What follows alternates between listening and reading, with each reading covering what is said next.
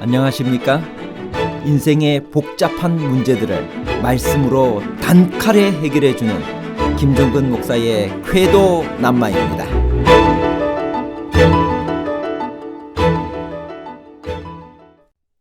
우리는 그리스도의 향기로 살아가고 있나요? 지금까지 우리는 어떤 냄새를 주변에 퍼뜨리고 살아왔나요? 어떻게 하면 그리스도의 향기가 될 수 있나요? 바울이 고린도후서를 통해 고린도 교인들을 책망한 것은 바울이 분노했기 때문인가요? 아니면 무거운 부담을 느끼고 많은 눈물로 엄중한 책망과 훈육을 한 것인가요? 분노와 부담감에 관한 복잡한 문제를 하나님 말씀의 가르침으로 명쾌하게 해결해 드리겠습니다.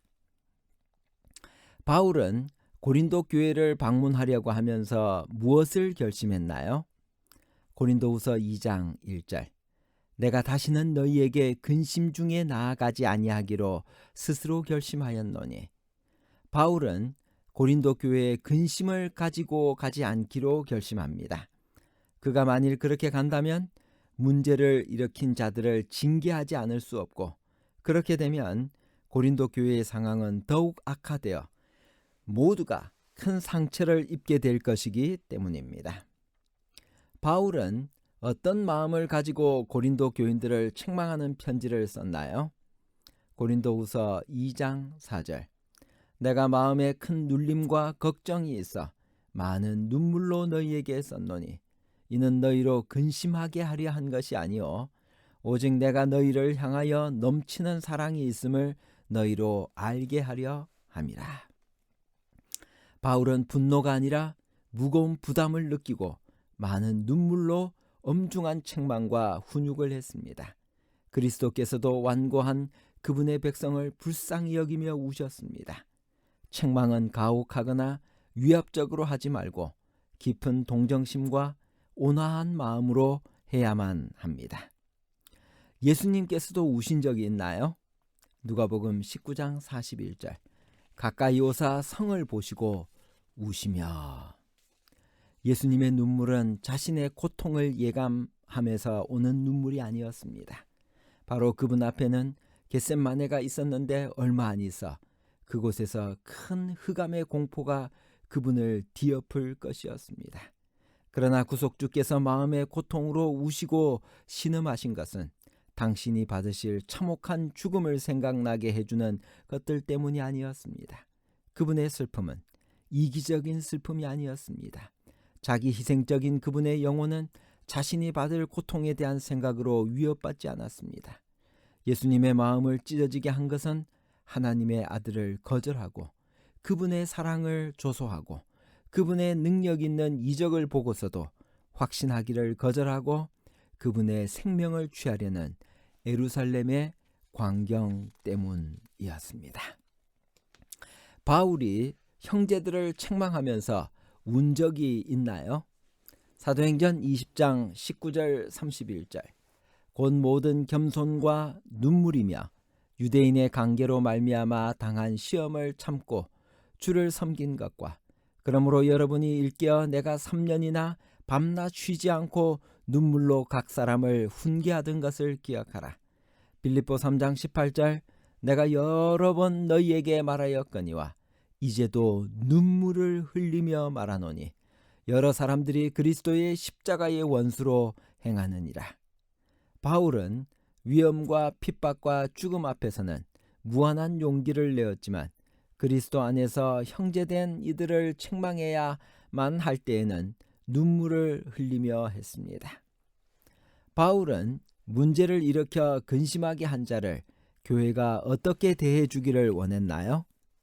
고린도후서 2장 7절 그런즉 너희는 차라리 그를 용서하고 위로할 것이니 그가 너무 많은 근심에 잠길까 두려워하노라. 문제를 일으킨 사람들은 이미 많은 사람에게서 직간접적으로 벌을 받은 것이나 마찬가지입니다. 그러므로 저희들을 이제는 차라리 용서하는 것이 더 나을 것이라고 바울은 권면합니다. 왜냐하면 징계 때문에 낙심하여 신앙에 큰 손해를 보거나 자포자기하는 것은 징계의 본래 목적이 아니기 때문입니다. 바울은 드고아에 가서 전도할 기회가 있었으나 무엇 때문에 마음이 편치 못해 마게도냐로 갔나요? 고린도 교회를 향한 바울의 마음이 어떠했나요? 고린도후서 2장 12절에서 13절.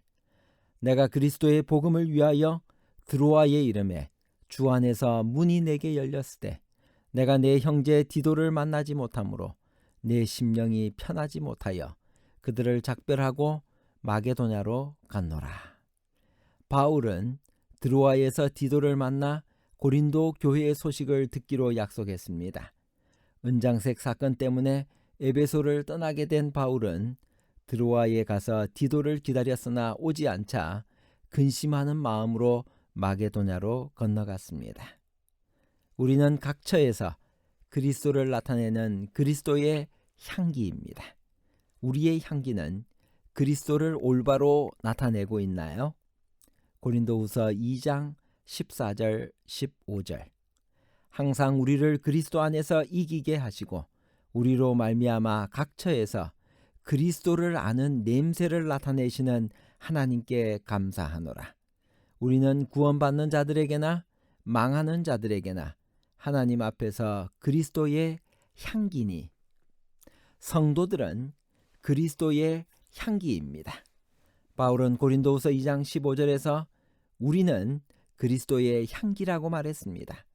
그리스도의 향기란 말은 당시 로마 군대의 개선 행진을 배경으로 하고 있습니다. 승리한 로마의 장군들은 군대를 이끌고 카피톨리누스 산에 있는 주피트 신전으로 행진하여 거기서 희생 제물을 바치고 향을 피웠습니다. 그때 피운 향이 엄청났는데 로마 시내 온 거리에서 누구든지 그 향을 맡을 수 있었습니다.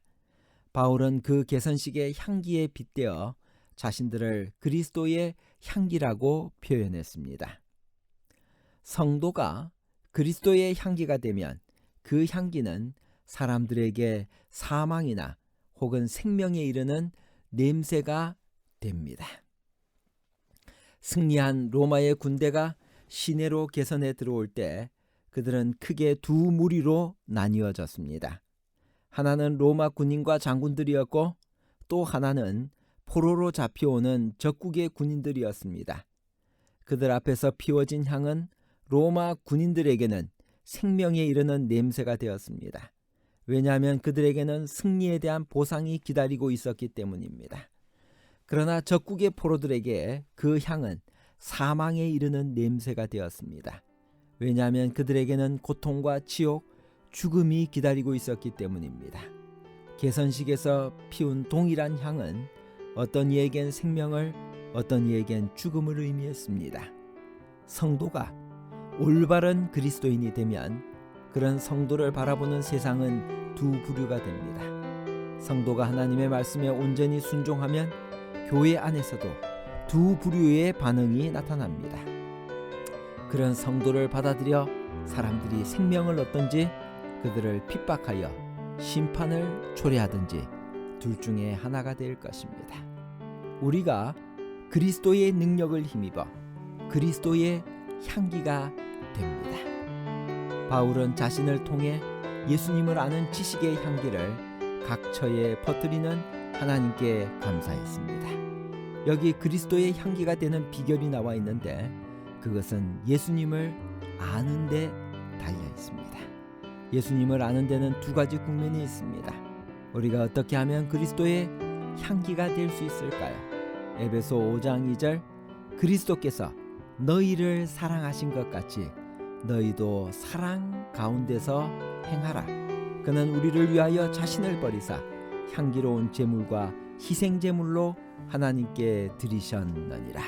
결론입니다.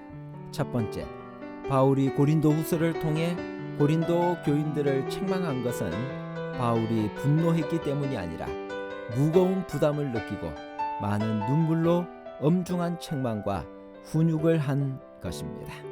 둘째, 성도들은 그리스도의 향기입니다. 셋째, 성도가 그리스도의 향기가 되면 그 향기는 사람들에게 사망이나 혹은 생명에 이르는 냄새가 됩니다. 우리도 그리스도의 능력을 힘입어 그리스도의 향기가 될 수 있습니다. 문제 많은 사람들에 대한 바울의 태도는 근심을 가지고 마음에 큰 눌림과 걱정을 가지고 기도하며 많은 눈물로 대했습니다.